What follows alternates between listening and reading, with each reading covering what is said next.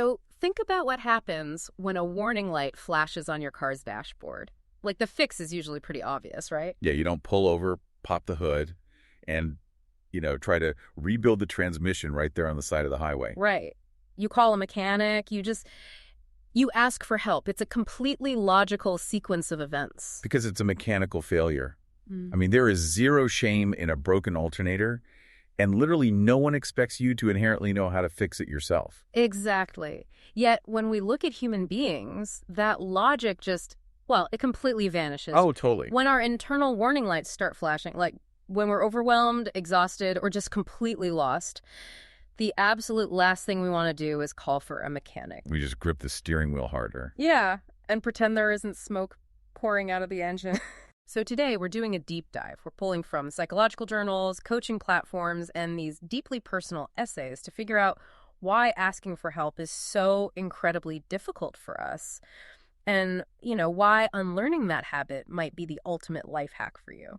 It really is a universal struggle, but it's one with very specific, traceable roots. I mean, we live in a society that relentlessly glorifies the leader who can do it all. Oh, the lone wolf trope. Yes. Whether you're analyzing modern corporate structures or just observing cultural tropes, there is this rigid mold of the lone wolf. Wow. The self-made individual who scales the mountain completely alone. Okay, let's unpack this, because refusing to ask for help isn't just like some quirky personality trait. That's what I'm at. It is a deeply ingrained learned behavior, and it has massive physical and mental consequences. So we're analyzing this through two highly specific intersecting lenses provided by our sources today. Which are so interesting to pair together. Right. The first is the societal conditioning of traditional masculinity, and the second is the neurological reality of living with ADHD. What's fascinating here is that while society pushes this lone wolf narrative as the ultimate ideal,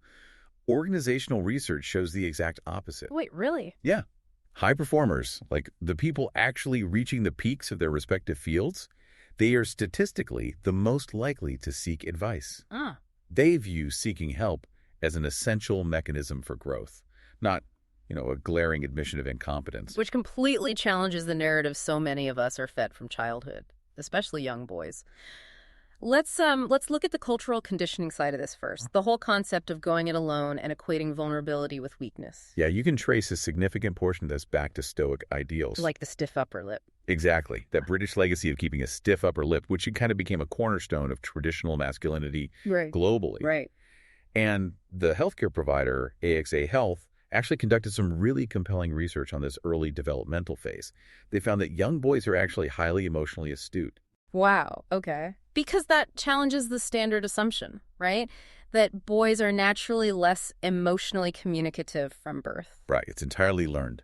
They're born with complex emotional intelligence. The capacity to read nuanced social cues is there. But as boys grow, parents and teachers unconsciously use fewer emotional words with them than they do with girls. It's like a process of linguistic pruning. Yes, emotional pruning. Year by year, society systematically strips away their emotional vocabulary. So by the time they reach adulthood. By adulthood, expressing a need for help or even articulating internal distress, it feels entirely foreign. Because they literally lack the vocabulary to define what they are experiencing. Right. So complex emotions often just surface as frustration or anger. And the ultimate price of that emotional isolation is devastating. We see this so vividly in a personal essay from The Mighty. It's by Sean Henfling. Oh, that piece was heavy. Yeah, it really was. He wrote about internalizing this exact standard, truly believing that a quote-unquote real man gets it done alone, whatever the cost. He demanded absolute perfection and total self-reliance from himself. And that kind of unrelenting psychological demand inevitably creates a physical toll. I mean, the human nervous system simply isn't designed to carry a compounding cognitive load without a release valve. Henfling's breaking point is a perfect example of that. He ended up working a third shift just so he and his wife wouldn't have to ask anyone for help with childcare. Unbelievable. Right. He was surviving on maybe 3 or 4 hours of sleep a day. Yeah. And it culminated in a total nervous breakdown. Which is inevitable when you run on that little sleep. Exactly. He described sitting in a chair, dreading a job he hated, just so paralyzed by fear and exhaustion that he couldn't move. He sat there crying over his dinner. Wow. And rather than calling someone to ask for support, he just quit his job.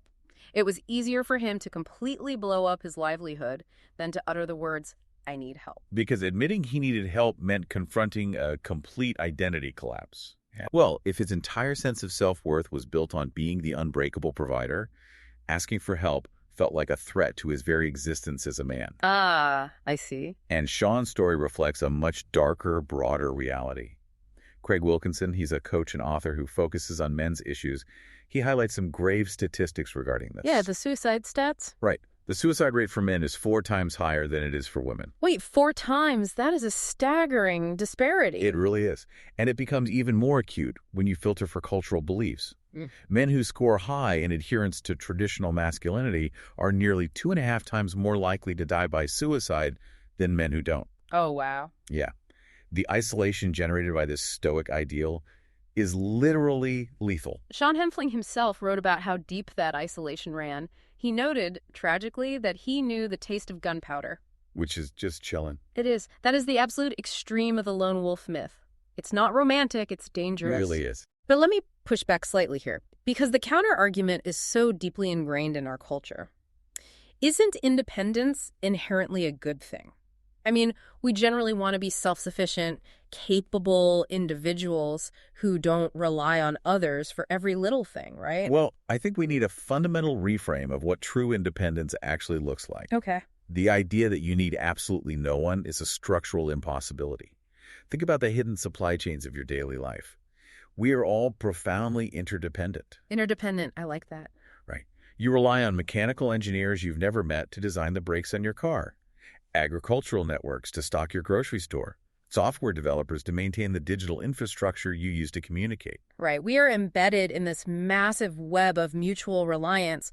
We accept immense intellectual and physical interdependence everywhere else. Like, I don't feel ashamed that I don't know how to code the operating system of my phone. Exactly. Yet, when it comes to our mental load, our emotional struggles, or our professional roadblocks, we suddenly demand complete self-sufficiency. It's completely illogical when you frame it like that. It is. The true definition of being capable isn't doing everything yourself. It's knowing how to identify a gap in your own resources and knowing exactly where to source the help you need to bridge it. That's a really powerful reframing of the cultural conditioning, but we have to layer the second lens of our deep dive over this. Right, the ADHD aspect. Yes. When you take that cultural pressure to be an island and you introduce the neurological realities of ADHD, the psychological blockers to asking for help don't just add up, they multiply. They do. ADHD acts as a massive amplifier for societal pressures, primarily because of how the brain develops in response to constant environmental friction. One of our sources from Shimmer ADHD Coaching highlights a statistic that, honestly, it completely shifts how you view this. Yeah, the negative feedback loop. Right. The average child with ADHD receives 20,000 more negative comments, corrections, and criticisms than their neurotypical peers. Just try to imagine the neurological impact of that compounding weight over a decade of brain development. It's heavy. It's immense, because neuroplasticity means our brains wire themselves based on repeated experiences. So if your primary experience is correction, your brain wires itself for hypervigilance. It learns to anticipate that the world will react negatively to your natural state of being. Precisely. So if you've been told 20,000 times that your approach is wrong, asking for help doesn't feel like a simple request for information. No, it feels like you are voluntarily handing people more evidence of your own incompetence. Exactly. And this directly ties into a phenomenon closely linked to ADHD called rejection-sensitive dysphoria, or RSD. Right. Joe Goring, he's an ADHD coach writing for Hyperfocused. He described the mechanics of this brilliantly. He talked about the physical gut dread he felt as a child over something as minor as a teacher's eye roll or even just a perceived sigh of disappointment. It's crucial to point out here that this isn't just about getting your feelings hurt. This isn't just, oh, I'm sad they didn't like my work. Far from it. RSD is an intense autonomic nervous system response. See, the ADHD brain often struggles with regulating dopamine and adrenaline. When a person with RSD perceives social rejection, even a really mild critique, their brain floods their system with stress hormones. It is a visceral, physical pain. Wow. Goring explained that to survive that physiological dread, he built an invisible box around himself. He stopped trying new things. He stopped asking questions. He minimized his existence to avoid drawing any attention that could trigger that physical pain. Here's where it gets really interesting, because logic would dictate that someone terrified of criticism would just, hide and do the bare minimum. Right. But frequently, we see the exact opposite response. We see this immense paradox of perfectionism. Yes. The brain attempts to shield itself from those past criticisms by setting impossibly high standards. If a project is absolutely flawless, it's bulletproof. Exactly. No one can critique it, which means no one can trigger the RSD. Right. And the Shimmer article points out a brilliant exercise to dismantle this. It's called the B-minus essay conundrum. Oh, I love this one. It's so good. It asks you to weigh the pros and cons of two different operating models. So in scenario A, you refuse to turn in a project until it is a flawless masterpiece. Right. And because perfection takes forever, you are constantly missing deadlines. You're always stressed. And your colleagues begin to view you as disorganized and unpredictable. Yeah. And then in scenario B, you intentionally turn in a B-minus project. It's good, it meets the core requirements, but it has flaws. Right. However, you turn it in on time, every single time.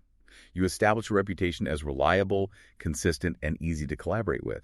So the question is, which person is actually closer to the professional or personal ideal you want to be? It's incredibly counterintuitive for someone with ADHD. Your brain is screening that a B-minus is a catastrophic failure that will just invite all this criticism. Oh, yeah. But in the real world, consistent reliability beats a late, stressful masterpiece almost every time. It does. But we have to acknowledge that letting go of that perfectionist shield and actually asking for the help required to just get the B-minus done, it feels incredibly unsafe. It really does. It requires lowering the drawbridge when your nervous system is screaming that there's an army outside. So we've covered pride, cultural shame, perfectionism, and RSD. But our sources highlight another barrier, and this one is purely structural to the ADHD brain. Sometimes the blocker to asking for help isn't your ego or fear, it's pure, unadulterated confusion. Yes, you're referring to the lack of clarity that comes with divergent thinking. Exactly. See, a neurotypical brain might approach a complex project by walking down a single linear path from A to B. But the ADHD brain is divergent. It sees 50 different interconnected paths, and it attempts to pursue all of them simultaneously.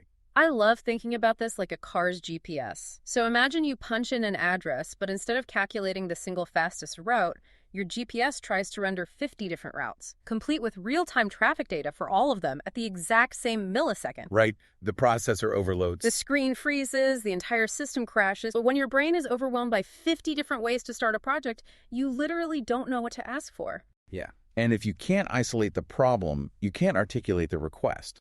And the medical information from AXA Health explains the biological cascade that follows that system crash. Right. What happens in the brain? Well, when you hit that cognitive overload, your brain's limbic system takes over. Now, this is the primitive part of the brain responsible for survival and threat detection. And honestly, it hasn't updated much since the Pleistocene era. So it's a bit outdated. Very. It doesn't differentiate between the cognitive overwhelm of a chaotic spreadsheet and the physical threat of a predator in the brush. Wow. It perceives the confusion as a literal threat to your survival, and it triggers a full fight-or-flight response. So your heart rate spikes, your breathing gets shallow, your muscles tense, you are physiologically preparing to fight off a tiger, but you're just staring at a blinking cursor on a laptop. Exactly. Think of it like running a high-end graphics-heavy video game in the background of your computer while trying to do your normal work. Oh, that's a great analogy. Right.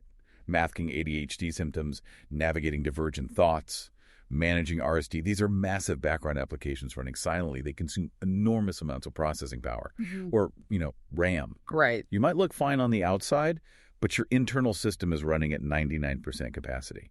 So when you're redlining like that, simply formulating the words, "Can you help me with this?" requires cognitive RAM you simply do not have. So the bucket just overflows. Yes.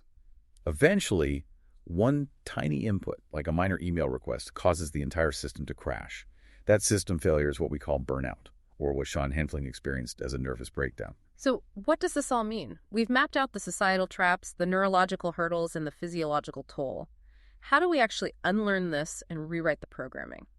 Let's pivot to some practical, actionable tools from our sources. I think the foundational step is fundamentally reframing the psychology of the ask. Todd Gorishek from Empowered Men Coaching. He shared a story about visiting a friend in California who was recovering from surgery. Now, the friend could have easily tried to tough it out. He risked tearing his stitches and setting back his recovery just to preserve his quote-unquote independence. Right, the stoic response. Exactly. Instead, he called Todd and asked him to fly out and help. Which, given everything we've just discussed about traditional masculinity, takes an immense amount of guts. It really does. But the critical takeaway is Todd's reaction. Todd didn't feel burdened. He wanted to go. Really? Yeah, he felt honored that his friend trusted him enough to be vulnerable. We frequently forget the evolutionary biology of altruism. Humans are a highly social species. Exactly. Helping others actually confers a profound sense of purpose, value, and social standing to the helper. When you stubbornly refuse to ask for help, you are actively depriving the people around you of the opportunity to provide value. You're blocking them from deepening your connection. Man, that flips the entire dynamic. Instead of seeing yourself as a burden imposing on someone's time, you're actually offering them a chance to engage in something meaningful. Exactly. That's a massive perspective shift. Moving from the psychological to the practical, our source from Anxious Minds suggests a strategy based on graded exposure. Ooh, building the muscle. Right. If asking for help on a major project feels completely paralyzing, you don't start there. You build the neural pathways for help seeking by starting with incredibly low-stakes requests. Yes, you deliberately engineer safe scenarios. Ask a colleague for a recommendation on a new podcast, or ask a friend for advice on a hobby they excel at, like gardening or photography. It's about training your nervous system that reaching out results in positive social engagement, not rejection or judgment. Right. You are systematically proving to your amygdala that the environment is safe, which lowers that background RAM usage over time. But what about when you hit that GPS system crash? Like the ADHD overwhelm where you have zero clarity and you can't even formulate the question. That's tricky. Psychology Today offers a brilliant workaround for this. When you are totally frozen and don't know what to ask, get the mess out of your head with a brain dump. Write down every disorganized thought. Just get it on paper. Exactly. And if going to a manager or a partner and saying, "I'm totally lost," still triggers that RSD panic, you change the vocabulary of the ask. Okay, how so? Instead of asking for a rescue, you ask for an example. Oh, this is a highly effective strategic shift. Isn't it? Yeah. Instead of declaring incompetence, you go to a coworker and say, "Hey, you are an absolute rock star at organizing these quarterly reports. Do you have a template or an example of when you recently knocked out of the park that I could look at?" It flatters the other person's expertise. It masks your vulnerability just enough to keep your nervous system calm. And it provides you with the exact structural framework you need to unfreeze your divergent brain. It completely bypasses the shame trigger while still successfully utilizing that network of interdependence we talked about. Craig Wilkinson wraps this all up beautifully with a sports analogy. No team sport in history, whether it's rugby, soccer, or basketball, was ever won by a single player trying to take on the entire opposing team by themselves. It's impossible. Life, business, family, they're all team sports. We require a collective network. And I'd say the most powerful aspect of treating life as a team sport is that vulnerability is highly contagious. Ooh, contagious how? Well, when you are the first person in a meeting to raise your hand and ask for clarification or admit you're struggling with a concept, you instantly break the tension in the room. Oh, absolutely. You grant everyone else the psychological safety to do the same. You actually assume a position of leadership by being the one brave enough to ask for directions. This deep dive has taken us through some profound territory. I mean, whether your barrier is the toxic cultural myth of the stoic lone wolf or the heavy, invisible burden of ADHD-induced perfectionism and rejection-sensitive dysphoria, the outcome of refusing help is the same: total isolation and eventual system failure. Reaching out isn't a sign of incompetence. It is a profound display of trust, emotional intelligence, and resilience. It requires immense courage to override both cultural programming and those biological impulses. But, we are witnessing positive cultural shifts. We are. Public figures, from Prince William to Stephen Fry, they've actively modeled this courage by speaking openly about their mental health and their reliance on support systems. They are proving on a global stage that true strength lies in transparency and connection, not in stoic hiding. We've talked a lot today about how our brains and our culture treat asking for help as a threat to our identity. But imagine if we flip the script entirely. What do you mean? What if, in the future, the very architecture of our workplaces, schools, and relationships was redesigned so that asking for help wasn't viewed as a personal risk, but was actually tracked, measured, and rewarded as a highly sought-after leadership skill? That would change everything. It really would. Until that world exists, you have the power to build it in your own life starting today. The next time that internal warning light flashes on your dashboard, don't just grip the wheel harder. Pull over, call the mechanic, let someone help you fix the engine. Beautifully said. Thank you so much for joining us on this deep dive. We will catch you next time.